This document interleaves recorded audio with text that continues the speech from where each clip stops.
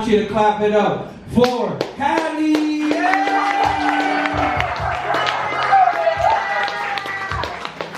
I don't think I took enough Xanax for this. Hello, Miami. Are you having a good time tonight so far? Can you hear me okay? That's your verse for the stage. I love it. Okay. So, it's officially summer again in Miami, which means only one thing for me. I'm officially straight again. Woo! I bet you're wondering what the fuck. So, listen, there's a stigma about bisexual people. That is, that we are 50% gay and 50% straight. And I'm here to tell you that that's not fucking true.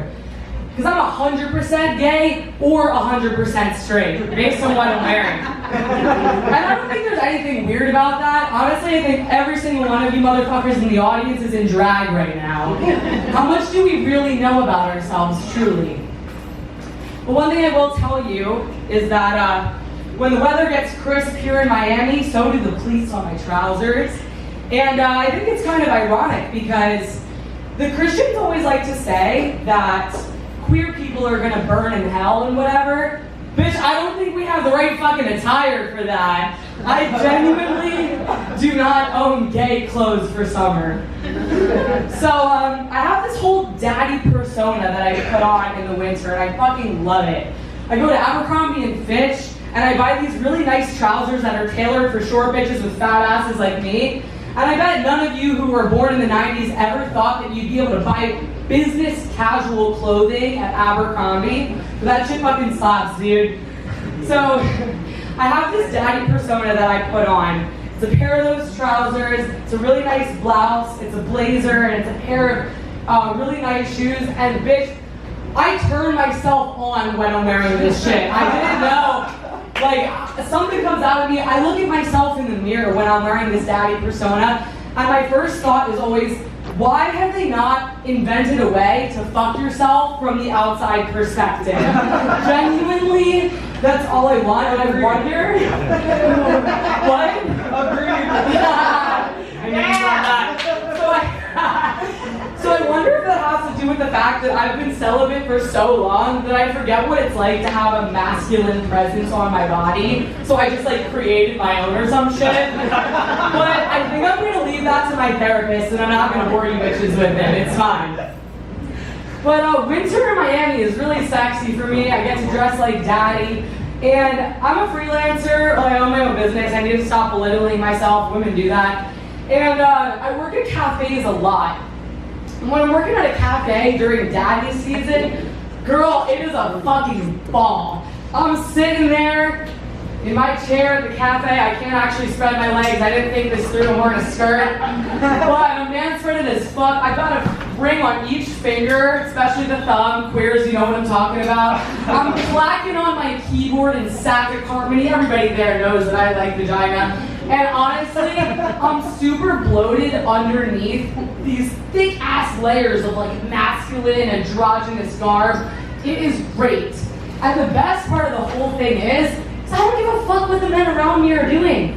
Because deep down in my soul, I know that my cock is 10 times bigger. Yeah. So it's all great and dandy, but then weather gets warmer. Becomes summer here in Miami.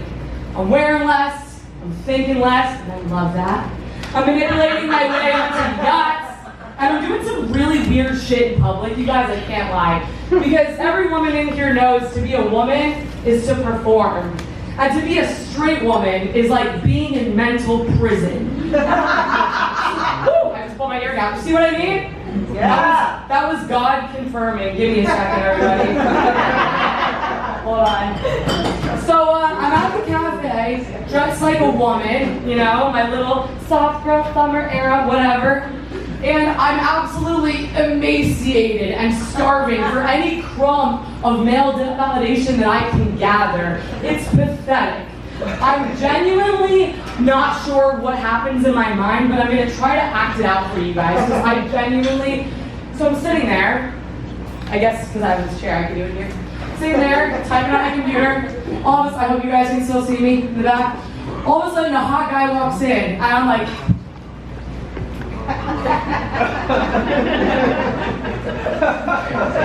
Sucking, you fat bitch. Don't look at him too much, then won't even like him. But you have to look at him a little bit, or else how is he gonna know he's interested? Men are dumb. They don't know unless you give them a sign. But you can't really give them a sign because men like mystery. Fucking sucking, you stupid fat bitch! And any woman in this room that says that hasn't happened to them before is either lying or I'm way more mentally ill than I even thought. But I bet you guys are all sitting here thinking, Hallie, it clearly seems like your summer persona is taking a toll on your mental health. Why don't you just come up with like a summer daddy persona? Don't you guys think I already fucking thought of that? I did. And so I went on Pinterest one day for a little info. And I typed in masked lesbian summer outfits just to see what would come up. And listen, that might work for other bitches, but what I saw made my eyeballs fucking bleed. I'm gonna tell you that right now.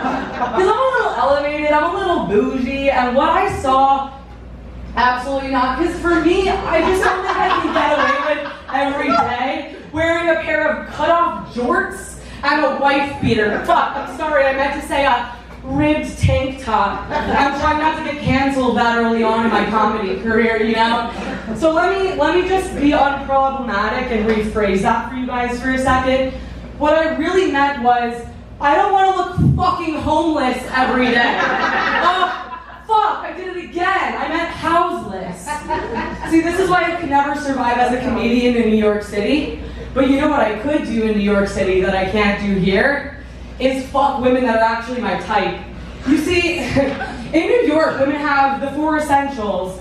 They dress really well, they don't live at home with their parents, they have a lot of money, and they're rich. I said the last one twice because I'm a gold digger. And it's kind of bad because, you know, I thought that existed here in Miami. I was very hopefully optimistic or whatever the fuck it is.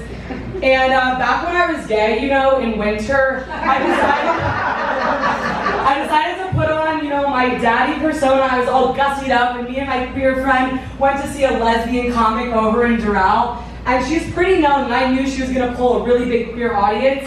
And I was like, this is my fucking shot, you guys. Like, I'm gonna see a bunch of lesbians in one room. I live in Brickell. We don't really have gay people over there.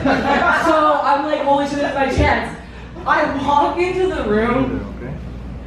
You guys, I felt like I walked into a fucking Disney World food court. It was genuinely some of the worst dressed people I've ever seen in my entire life. And I was so upset because I was just like, y'all, why is there so much denim in this room? Oh my God. Like, the only thing missing was the Mickey ears. I swear to God, the food also tasted like it was from Disney World.